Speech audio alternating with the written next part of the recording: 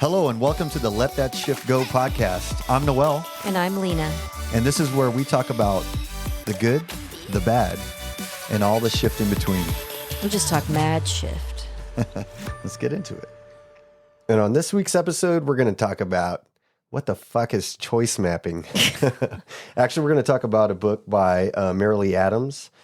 And we'll get into that a little bit later. But first, let's jump into these skin deep cards. And you want to go first? Okay. Ooh. What would make you never speak to me again? Oh, gosh. Why do you have such shit questions? I feel like there should be only one answer to this. Yeah, I guess when you die. Okay, that was the answer I was looking for. That was a test question? You win. Did I pass? You passed because I was like, that better be the only answer that he gives. I And will even say then, it didn't even come then- right to mind. I was like, ooh, what am I going to say here? Like, what, And then I was like, oh, well, I guess you would have to die. Yeah. Yeah. Even then, you better still be speaking to me. Right? Yeah, I guess, in spirit, I guess, right? Yeah. Okay, my question is, what talent or trait of mine do you appreciate most? Your like, I can do anything attitude. I can do anything. Yeah. I Yeah, guess like, so. you know what? I can do that. It's like, I'll figure it out. Like, I love that. Like, there's never, not seen where you just back down and you just go, yeah, I guess I don't have, I'm just going to go into a hole, But some of that I'm trying to I could see that. Thank you for that. Cause that is a trait that I'll try to figure out anything like, well, this is it. So I guess I got to figure it out. Right. But I'm realizing even with work, sometimes somebody will like a snake, right? If I was at home and there was a snake around, I'd be like, yeah, we got to call pest control or whatever. But at work, I handle those things like, okay, well, the customer's right there and I got to, somehow wrangle a snake or get into a net or something. I'll figure it out. But there's always something that I'll do at work, but I won't do it at home. But I don't really know why. Yeah. So I think maybe that's why, because if it was a snake at my house, you'd be like, all right, I got it. Yeah. I like to be able to say no to things, more and do less. Yeah. It's a good trait. And not always have to figure it out. Yeah. Not all on your shoulders all the time. Yeah. Not always on my. So let's talk about this book. Change Your Questions, Change Your Life by Marilee Adams. Yeah. What, first of all, how did this book come to you? Did somebody recommend it? How did it cross your path? I think I heard about it. I'm always looking for ways to improve communication. Yeah. And Duh. Yeah. And an increased awareness, right? So this book came across my path and I read it and I was like, this is awesome. And it was mostly focused on probably professional organizations. Yeah. But I think it applies in personal relationships or in everyday life. Yeah. So you're seeing how it crosses over. Yeah. And it's definitely it's a quality, it's a practice that I use with my clients, my one-on-one clients, is, incorporating this into a daily way of life, of doing just about anything. And her background is she's a professional coach, facilitator, and consultant, and she is known mainly for inquiry-based coaching. So she's known to come into a company that is about to go down. There's a lot of problems, and they will consult her to come in and kind of revamp. To come into the company or come into the culture of a place and kind of really, really turn things around. And she's been known to be able to do that in places that you didn't think it was possible. And merely by just changing your questions. Yeah. So she holds a PhD in clinical psychology, and she's the founder and CEO of the Inquiry Institute. So Inquiry Institute, change your questions. So I found it really fascinating where it's an impact on your mindset, and how she observed different types of questions can lead to different outcomes in both personal and professional relationships. Yeah. So it sounds really simple, and it is really simple, but it's not a way that we normally communicate or how we normally jump right to reaction. And so that's one of the reasons I loved it so much. So, and she has something called choice mapping that she incorporates. But one of the main themes of it is looking at the types of questions you ask yourself, or thinking patterns and emotions that go on when like something triggers you, or something is like you're at an impasse with someone, right? Because there's two types of mindset. There's learner and there's judger. Okay. Yeah. So first we'll talk about judger mindset. And judger mindset is you're judging the situation that's in front of you. Like if something's happening, you're like, why is this always happening to me? Yeah. Does that question lead anywhere good? Normally, no. It's probably, you can feel the contraction. Why are they doing this to me? Yep. That's the judger mindset. You're already judging the situation, right? And you're not opening up to any curiosity about what's happening. Yep. So opposite of that is the learner mindset, which is vastly different. Learner mindset is curious. It's open-minded. It's focused on understanding and growth. So when it kind of crosses over into like a personal thing, it's kind of like how does it cross over to the personal side? Well, if something were happening, let's say in a relationship, with your adult children. Yeah. And there's, what would be a good example? They don't want to come over for Christmas. Yeah. Okay. Right. We're right at a few days away from Christmas, probably. And the judger mindset was like, they don't see my importance or my value, or they don't care about me enough, or why don't they just, come over, whatever it is. Right. Yeah. But there's no curiosity. Yeah. So is it kind of like the treasure and the trigger? Everything is coming back to the treasure and the trigger. I mean, that's the kind of crossover. When I'm hearing you talk about that, it kind of crosses over there. So this is giving us tools and concepts to kind of switch from the judger to the learner. Yes. Right? So if something's going on and you're faced with, feeling reactive, and immediately probably our first instinct, unless you've done some work on yourself or reflection, we usually go right into judger mindset. Yeah, because what we're thinking about those changes our emotions and how we act and feel and all those things, right? Yeah, and then there's just a whole cascade of things that start to happen and kind of spin out of control. And the thing with judger mindset is you're only leading in one direction, which is this path of like the pit of despair, or negative thinking. Negative thinking. Yeah, the judger mindset questions really don't lead anywhere expansive. Yeah. Right? Because there's no curiosity. Because saying, why does this always happen to me, is not necessarily curiosity, even though it's a question. It's just really, really leading down to a road that's not going to serve anyone. Yeah. So, it's just switching into the learner mindset would be, what can I learn from this? Or what do they need from me? That would be a more open question and could lead to something where you could find something out. You could learn something from it. If you think about these two roads, if there was a map and you're at an impasse, right where that road is going to fork. Choice mapping. Yep. Choice map it. So it's like, okay, are you going to go the judger mindset? Because if you look at the end of the judger mindset, there's a pit of despair. If you go to the learner mindset, it goes up. It opens up. Okay. There's more things to learn there. So it's just really switching the dialogue, the inner dialogue, to something that's more collaborative, more problem solving, rather than shutting down. So that's kind of the big the gist of it. Yeah. Judger mindset is closed, critical, focused on finding fault. Yeah. Okay. So those are the main things of asking of like, what mindset am I in? Yeah. Do you feel closed, critical, and you're focused on finding fault? Yeah, that's a big one because most times we're trying to find the person who did the wrong. And I don't know, for some inequity, like you want them to be the one that fixes it or whatever, but it doesn't really it's not source. No. No. It's not getting to the source. It leads to more negative thinking. Yeah. And then victim and blaming, right? And you want to find fault. Yeah. Like, whose fault is this? So in a corporate setting, same thing, right? If something's going wrong, who's blaming who?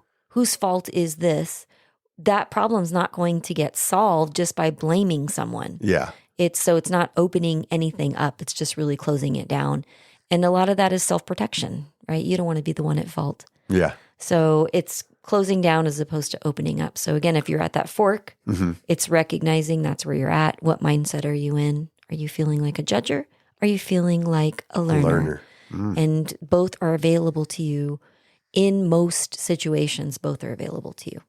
Why does I don't know, innately, like the judging seems like the higher way to go, just like a judge, or a learner's like a student. Well, I don't know, my brain, it's almost like the judger is the way to go. The powerful one? Yes, the power. Yeah, there you go. That's what I was missing. The judger feels like I have power. Yeah. Well, it definitely does. Even like the energy around I'm judging it is I'm smarter than it. It's not my fault. It's someone else's. Yeah. Whereas a learner's like admitting that they don't know. Surrender. Yeah. To be a learner is to say, I don't know. What don't I know? Yeah. So that may, you may interpret that as being a weakness. Yeah. But is it? So it's really kind of just shifting that paradigm of, is being judger feel stronger to you than being a learner? Yeah. And which one is actually going to serve you? The learner. Yeah, for sure. Yeah. Yeah. Yeah. It's just changing mindset. Becoming a scholar. You know what I mean? And always thinking like, there's always something for me to learn. Yeah. In this. In every interaction, there's probably something for you to learn. That's a hard one because, walking in the woo, that I like to say, I really did have, from the outside perspective, it was like, yeah, you guys just think everything is great and everything is supposed to happen the way it's supposed to happen. And that's whatever. That's like the full woo. But in some ways, it's true because things happen for a reason and you wouldn't be where you're at. Yeah, absolutely. I mean, one of my favorite questions to ask when I can take a breath and be an observer is, how can this be the best thing that's ever happened to me? Ooh. And that goes, I mean, of course, there are going to be things where you're like, there's no way. But if you have, enough years on and you look back over your life, you'll probably see that the worst things led you to the biggest breakthroughs. Yeah. So, take advantage of knowing or just trusting that whatever is coming up is probably happening for you. Yeah. So in that way, if you can just stop and ask, like, how can this be happening for me? What can I learn from this? If you can change your mindset in most instances to be able to take on that perspective, there's a lot of growth that's possible. Yeah, I hear you say sometimes like, oh, today I get to. You know what I mean? Instead of saying, I have to go to the DMV, it's like, oh, today I get to go to the DMV. I mean, even just changing that vernacular a little bit. Just changing your mindset. Yeah, gives it a little bit more positive. It's very today I get to. Powerful. Yeah. Yeah.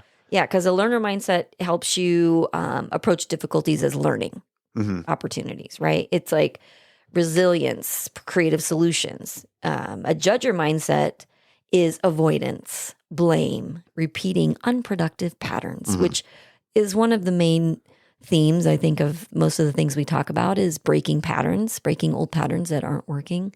And so what if this could be a tool for you to use just to start experimenting with that? Yeah, because that's one of her main points. She argues that, just it can dramatically change your perspective, just changing from the judger to the learner. Yeah.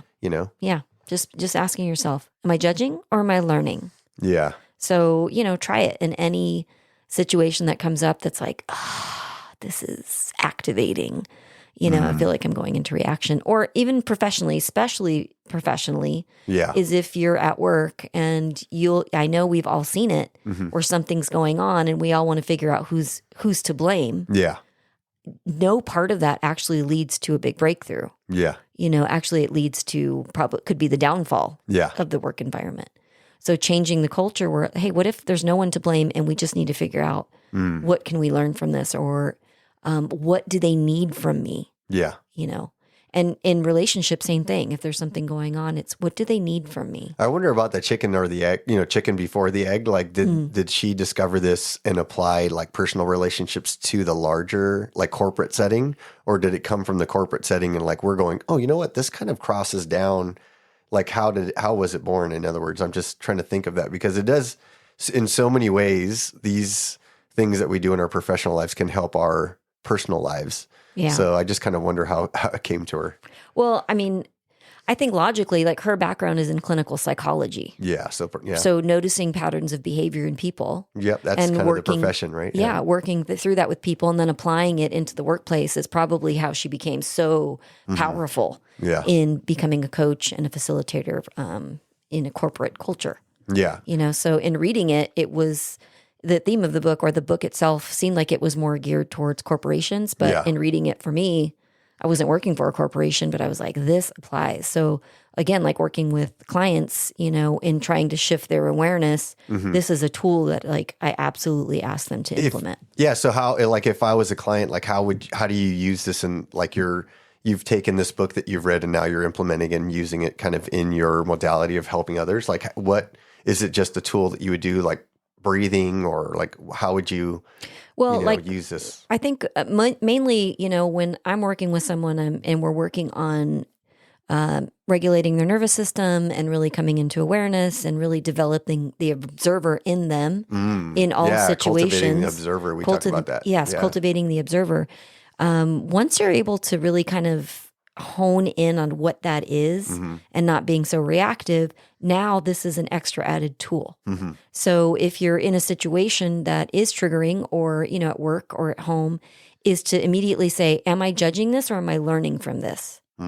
And recognize what path or what part of the map are you going down? Yeah. And then decide which one you actually want to do. Right. So it does take a little bit of being able to step out of reactivity, even if it's just a breath.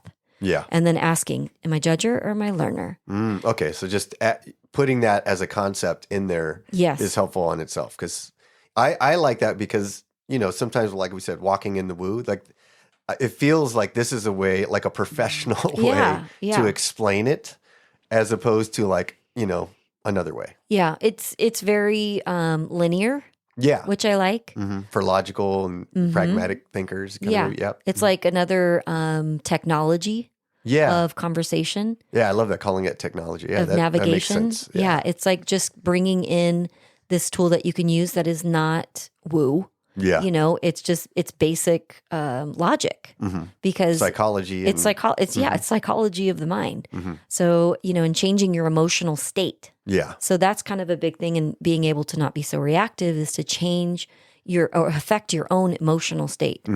And you literally can do that just by stopping and asking yourself those two questions. Am I judging or am I learning?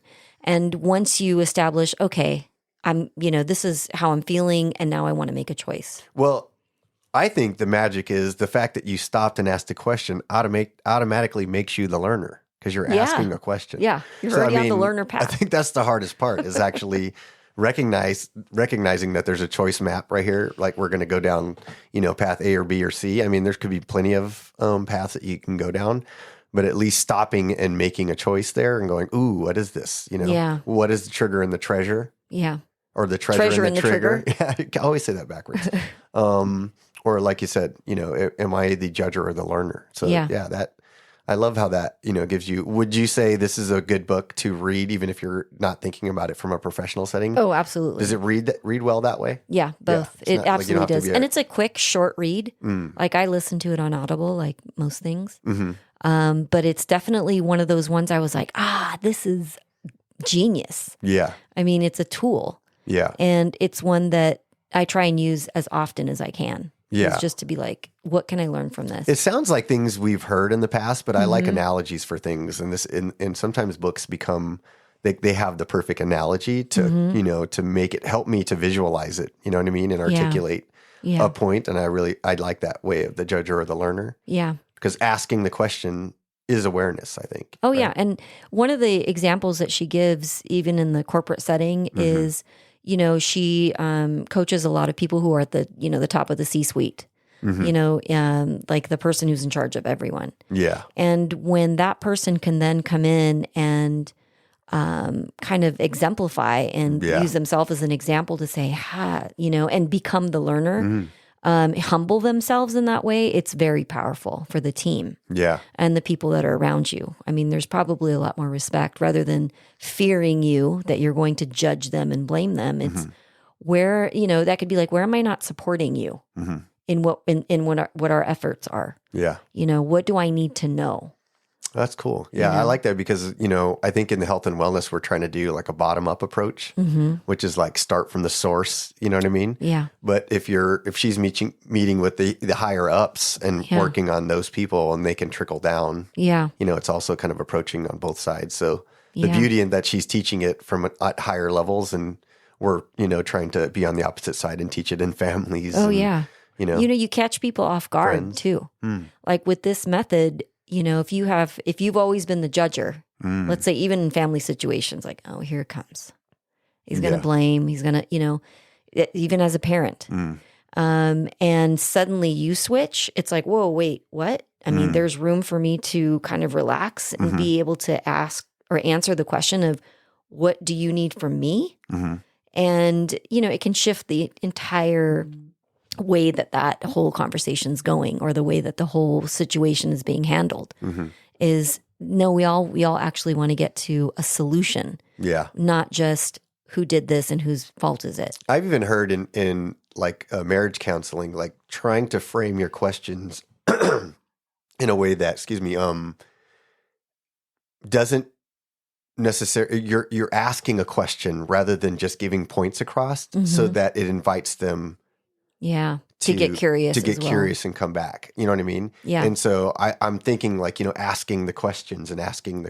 And so many times when I get into an argument myself, it's almost like I have a whole soliloquy. I'm going to go down and but there's no questions involved. I'm just letting you know everything, right? Yeah. Which is judger. Which is judger. Yeah. So I think if you can have conversations as the learner, maybe that's that's what was coming across. Well, and you both become learners. Yeah, I guess. Yeah. Right. And then and then just think about that. When you're both learners, things are expanding, things are opening up. When you're being judged or you are the judger, things are closing down. Yeah. Now people are worried about their safety, their emotional safety, their physical safety, their professional safety. A lot of assumptions going around too. Yeah. Yeah. Everything kind of shuts down. Whereas if there's questions being asked that open up and expand, then there's actually possibility and opportunity to learn and to grow, right? In the upward direction. Yeah. As opposed to just going right back down into the pit of despair. So I love that they actually give like a visual of a choice map. Okay. And I put that in my coaching book is like, here's your choice map, like visually see what it would look like to walk down these two roads.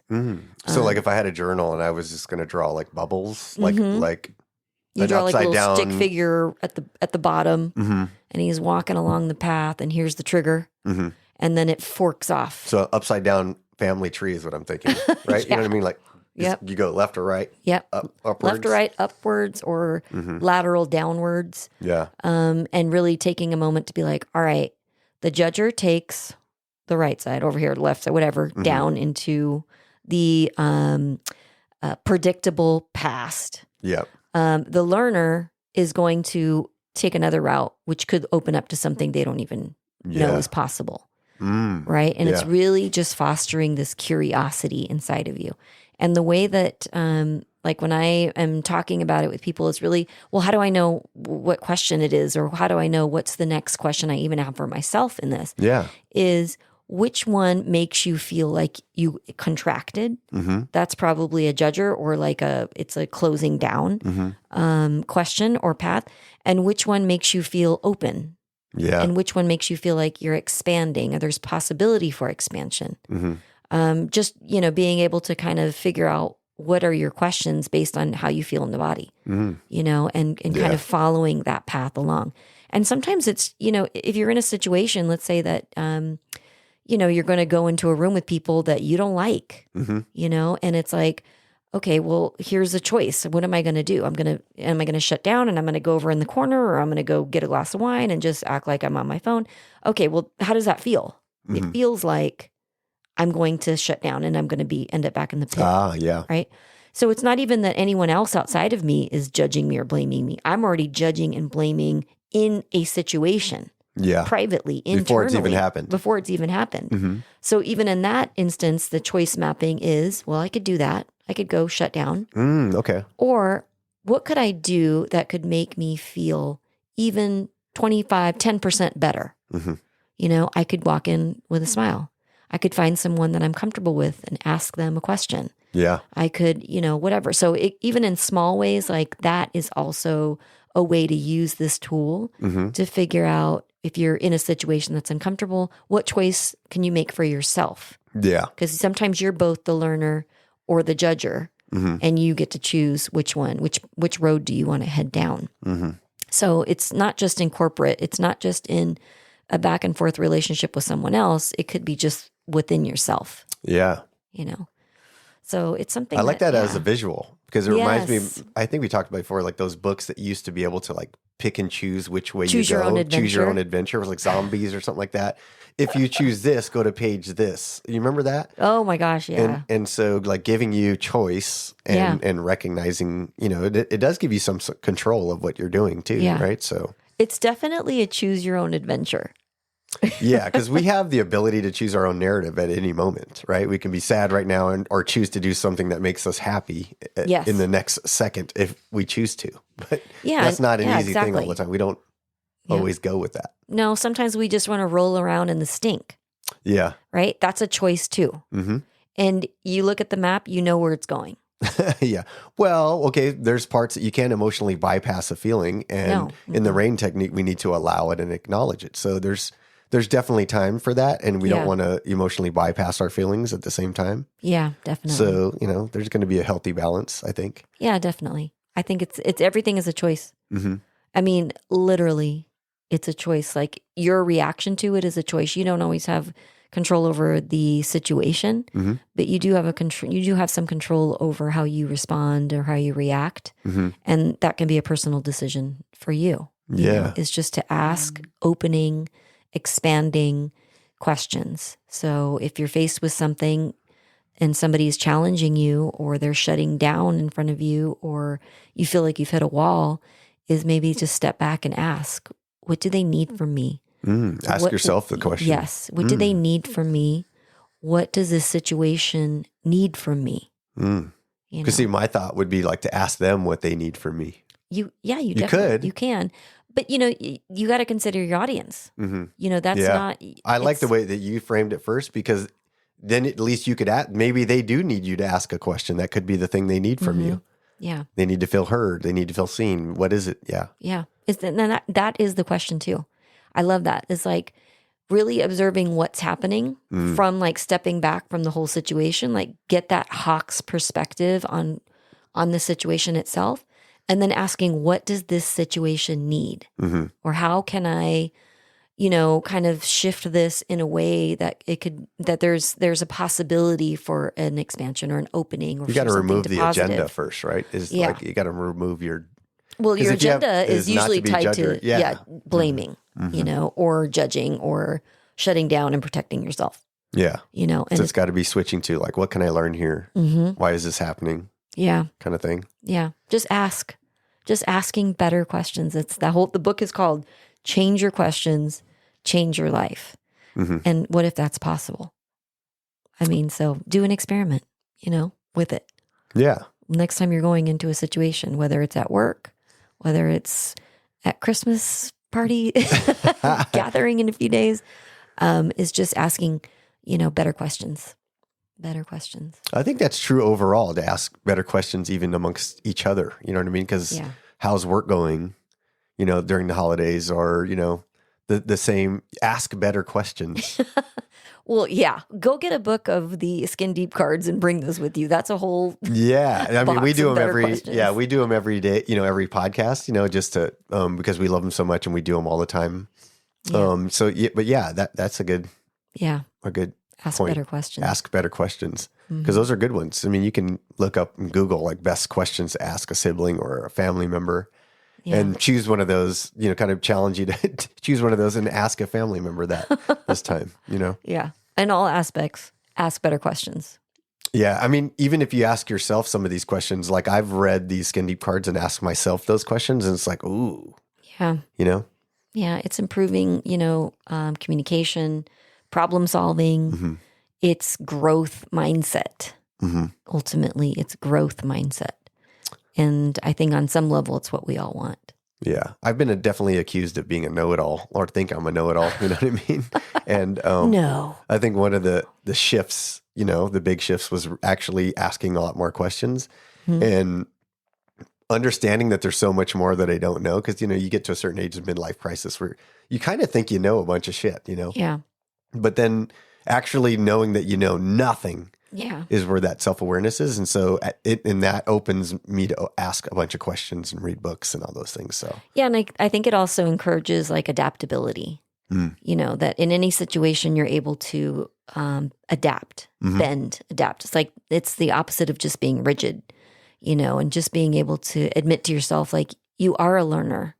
You can be a learner in any situation. Doesn't matter your level of intelligence, whether perceived or real. Yeah. That there is always something for you to learn in every situation. If you just looked at every conversation or triggering situation that you feel reactive in, there's probably something for you to learn. Just find a better question. Yeah. And feel into your body which one feels like an expansion and which one feels like you're shutting down. Yeah. I like that. Yeah. Judger versus learner. So, yeah.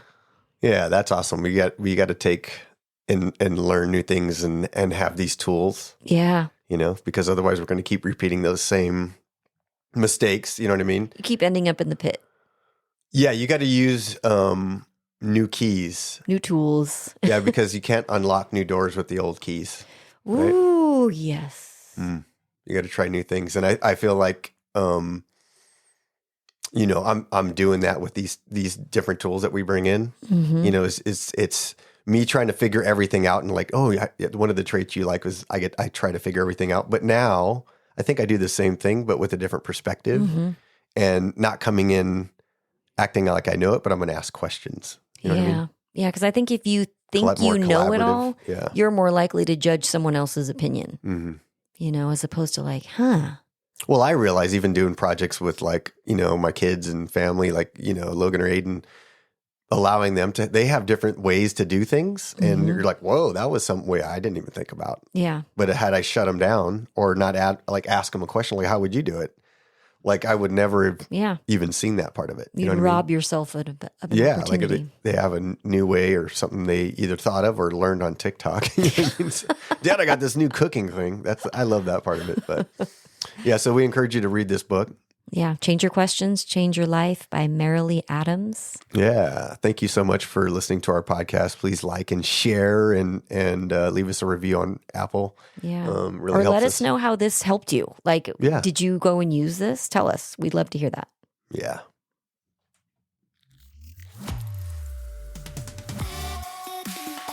All right, that's been another episode of Let That Shift Go podcast. I'm Noel. And I'm Lena. Let us know what your questions are, and we'd love to use them on a future episode. Or check us out on Insta at Let That Shift Go, or visit our website, serenitycovetemecula.com.